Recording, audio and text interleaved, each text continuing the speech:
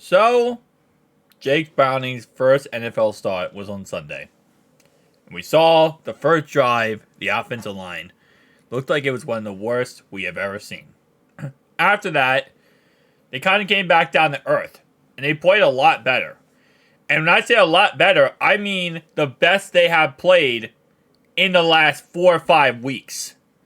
So, I guess really the hidden message here is, for anyone who's saying, well, maybe the offensive line was a problem, and I said it myself, I'm not going to lie, I said it myself, the offensive line was a problem. Well, now looking back, might not have been. So now we're going to eliminate that a little bit. Not completely, but a little bit. Because there are plays where TJ Watt was simply just unblocked. Now, I'm not sure if that's a offensive line problem, because at the end of the day, your offensive line picks up the guy he's assigned to. So, for example, if there's 6 guys on the offensive line, or 6 guys on the defense line, and there's 5 offensive linemen, there's going to be a free blitzer. That's how it works. Now, throughout this game, we did put in Cody Ford as an extra offensive lineman. I'm not going to put his grades up on the screen, because YouTube has a policy for showing graphic and disgusting things. So, I can't show Cody Ford's, or else my video would be taken down. But just know, it's less than 5%, his grades. His grades are less than 5, guys. It's less than 5. It's almost as bad, and I don't want to put this lightly, it's almost as bad as Cordell Volson versus the Rams. But I would say almost as bad, but Cordell Volson physically got 0. So if I say almost as bad, I can't even say almost as bad. Because Cordell Volson is literally rock bottom. Like, if there's rock bottom, like, performance-wise, you cannot get worse than Cordell Volson. I guess you could technically get worse, because there's a 0 grade, but he has 6.5% of the time. PR is pass rushing. How many times did he allow the guy to go right through him? Like a drive-through worker. This man works at McDonald's with letting the guy just walk right through him. Yeah, 6.5% of the time. Now, that sounds like a lot, until you realize, like, one of the worst offensive linemen in the game right now, Evan Neal, he hits around 12 to 13%, right? So that's obviously, in perspective, Cordell Volson is not the worst. Now, you might say, well, who's the worst on our team? 12.12, 11.6, 10.02, 15.7. Yeah. Absolutely walk them through it. Orlando Brown here is the worst. But piggybacking to what I was saying was that, yes, there are times where you could say, okay, well, that's play calling. That was offensive line play. I think a lot of this was the plays we were calling and the scheme we were calling to kind of, try to keep it very basic versus the Pittsburgh Steelers, and it hurt us. It hurt us really badly because they figured it out and they shut us down game in, play in and play out. And offensive line really did not do that poor of a job to block. Again, a lot of it was the simple fact. And again, you look at the last 3 guys here, 9%, 9%, 12%, when allowing pass rushers to just go right through them. But at the same time, again, like I said, I know that's not great, but when you look at the rest of the offensive line play throughout the last couple weeks, this is kind of one of the best we have seen. So a lot of it was, again, play calling, and a lot of it was, of course, again, the quarterback play, which you can't really change. I mean, at this moment in time, Joe's out. The only thing you can do now is go toward either Jake Browning or go pick up Will Grier, or go with AJ McCarron. But the problem is what do you want to do moving forward? Are you looking toward your future, which means that, Jake Browning would technically be your future? Or are you looking at your right now and saying, fluff the future, we just care about the right now and winning and making the playoffs? If that's the case, you go with AJ McCarron or Will Grier. The problem with the Bengals, right, and I think right now they're in such a great area, they don't know what to do. And the problem with this game Steelers game, was when you really break it down, right, they're going to watch tape, as they said a million times, and they will. The line was not that horrendous. It really wasn't. And that's a weird thing to say. I always say this. Jake Browning put up 244 yards, 1 touchdown, 1 interception. And that 1 interception really was not his fault. And I know, well, of course it was. It was not his fault because it was a scripted play. you can watch the whole entire play and see that the scripted play was hike the ball, go to Jamar Chase, and it was picked off. But it was like the whole entire play, he's looking straight down at Jamar Chase. The only problems with Jake Browning in this game, and the reason why you're in limbo right now, you can't move on, is because, again, he didn't play bad. He didn't play great, but he didn't play bad. And he's serviceable. And you could tell if we played a bad defense last week, like, again, we played Jacksonville this week, which is great defense, but we played the Colts, who are kind of middle-of-the-pack defense, then we played the Vikings, who are kind of a middle-of-the-pack defense. These are defenses that, Jake Browning could probably exploit. And if you're thinking about your future and you think about what you're going to do moving forward, then you're probably going to go with the guy that you have faith in to kind of move forward with, right? So that's the dilemma we're in right now. The line, and throughout this game, again, we did put in Cody Ford as an extra offensive lineman. The line performed great, not great, but sustainable in this game.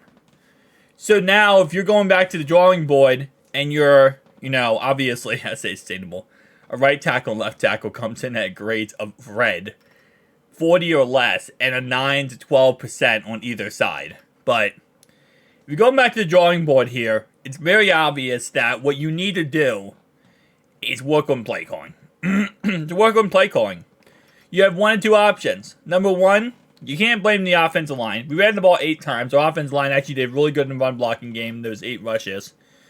So clearly it's not, the offensive line as much. Obviously, it's not the perfect, don't get me wrong. You never want your left tackle and right tackle to get absolutely exploited the whole entire game. But you win against Steelers' defensive line. So now you gotta, and I know they're not gonna do this, but you gotta break it down into, okay, well, now what's the problem? Well, it's play calling or it's execution. That's pretty much, or quarterback play. Quarterback play was definitely not the problem. Now, obviously, there's times where Jake Browning needs to check down the ball. He needs to get the ball out of his hands. He holds the ball way too long. And a lot of that could be play calling too, right? That's not just all on Jake Browning, because the whole point of, you go back to, like, let's say the Titans game, the Rams game, when Joe Burrow had his calf strain, what did they tell him over and over again? Get the ball out of your hands. Hike it, ball out of your hands. Hike it, ball out of your hands. Hike it, you got 2.3 seconds. Either find a guy or throw the ball away. That's kind of how they did it. And I feel like in this game, they kind of gave him crappy play calls and said, hey man, figure it out yourself and just do something good, right? Do something special here. And again, I'm kind of in the mindset here of, we're not even talking about the playoffs at this point. We're talking about evaluating the future here of what we're going to do with this position at backup quarterback. So I think right now, going to Jacksonville Jaguars game, we play on Monday night, so we have an extended rest, obviously. But it's really going to be, number one, again, play calling is going to be most important here. You're going to have to figure out play calling in some way. And I know they don't like to take accountability for that, and they don't like to, kind of look at the elephant in the room here, but you kind of have to. So play calling has to be changed. Clearly, the offensive line was not the full problem of this game. It wasn't great, but it wasn't the full problem. A lot of it was, again, going to be centered around the play calling. So, and again, it is also getting the ball out as fast as possible from Jake Browning's hands. And if you give him the same philosophy you gave Joe Burrow with the calf strain of, okay, here's your quick reads you make, and just go out there and play. It's like they left him off, it's like they just went into this game, let him off the leash and said, go get him, boy, go get him. And guess what? He didn't go get him. So, maybe a little bit of structure from the coaching staff would be nice. Play calling, trick plays, end arounds, stuff like that would also be nice. At the end of the day, listen, in the NFL, while yes, it's awesome to be, the best team possible, go up and down the field on someone, score 1,000,000 touchdowns, and destroy them, that is so fun, right? You're dominant. You're one of the best in the game. You can smile and say, that's us. At the end of the day, though, the best thing possible if you want to win is just get touchdowns. And I know that's easier said than done, right? But what I mean is, even if it's the ugliest touchdowns possible, I don't care what your touchdowns are, in all honesty. It would be nice to see your offense do it. But if you have to get a special team, like, for example, Ravens game week 2, we got a punt return by Chuck Sizzle. If you got to get a punt return for a touchdown, a weird random fumble in the third quarter that pops out and ends up being a touchdown, and that's 14 points. And then maybe the fourth quarter you have a kick return. I don't care if that's how you win the game. Because at the end of the day, you won the game, right? And after you win the game, then you can go back and evaluate why did it not work on offense. And every week you have to use it, especially moving forward now with us kind of in the limbo of not really in the playoffs. You got to start using this now as a building block, right? You got to say, okay, what's our problem?